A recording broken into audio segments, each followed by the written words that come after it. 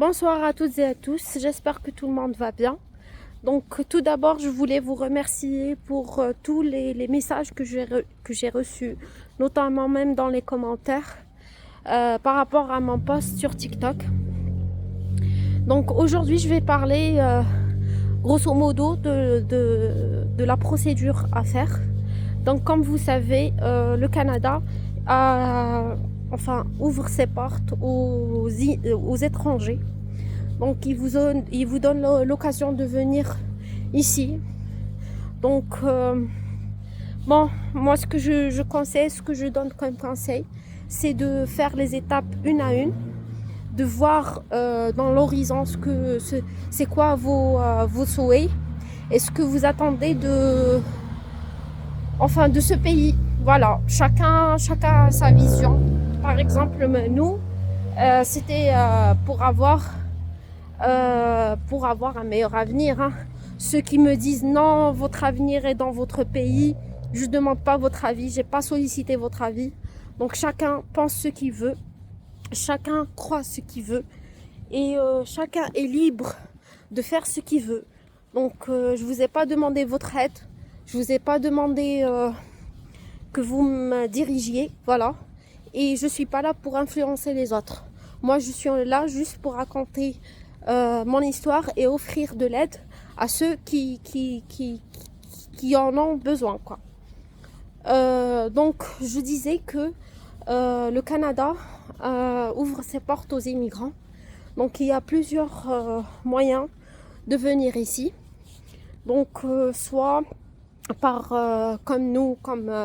entrée express. Il y a aussi la procédure ARIMA qui est pour le Québec. Et il y a ceux qui ont de la chance et qui peuvent décrocher un job, un contrat, quoi. Un contrat et venir ici. Donc, work permit, voilà. Donc, du coup, nous avons décidé de commencer la procédure d'immigration en 2018 en réalité. Donc nous avons commencé la procédure d'immigration, nous avons tout fait et nous avons eu une invitation provinciale. Malheureusement, nous avons dû arrêter la procédure pour des raisons personnelles. Ensuite, il y a eu le Covid où l'immigration s'est arrêtée. Donc, comme vous savez, tout a été bloqué, etc. Donc, mais en 2022, nous avons décidé de reprendre le chemin de l'immigration. Voilà. Donc, il y a, comme je l'ai dit, il y a la procédure ARIMA qui concerne le Québec. Il y a l'entrée express. Donc, dans l'entrée express, il y a plusieurs volets. Donc, vous avez l'invitation provinciale, vous avez le général Joe, vous avez les STEM, donc ceux qui sont sélectionnés par rapport à leur travail, comme les médecins, les infirmiers, par exemple les informaticiens, etc. Et il y a les skill workers. Pour nous, ça a été le skill workers volet des francophones. Voilà. Donc ici, comme vous savez, le Canada, c'est les deux langues officielles, c'est le français et l'anglais. Donc par contre, la seule province qui parle le français, c'est le Québec. Les autres provinces sont beaucoup plus anglophones.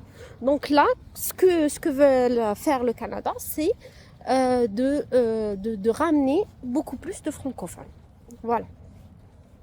Donc, si vous avez un bon français, un bon niveau de français, et si vous avez un diplôme universitaire ou quelconque, vous n'avez pas besoin d'avoir un diplôme universitaire, hein, mais juste que ça soit inscrit dans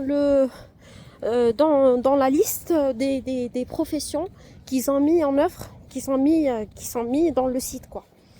Et que vous avez au moins une année d'expérience professionnelle. Donc vous ouvrez droit à l'immigration au Canada. Donc l'immigration au Canada contient plusieurs étapes. Les deux premières étapes les plus primordiales, c'est quoi? C'est le test de langue. Donc là, quand je dis volet francophone, les années passées, je pense qu'ils sélectionnaient les gens selon leur point. Donc pardon pour la coupure. Donc je disais que avant le tirage se basait sur la note TCF et par rapport à la note globale, le score global que vous allez avoir. Donc tout d'abord, avant toute chose, donc je vous invite à aller sur le site officiel du Canada. Donc c'est le IRCC.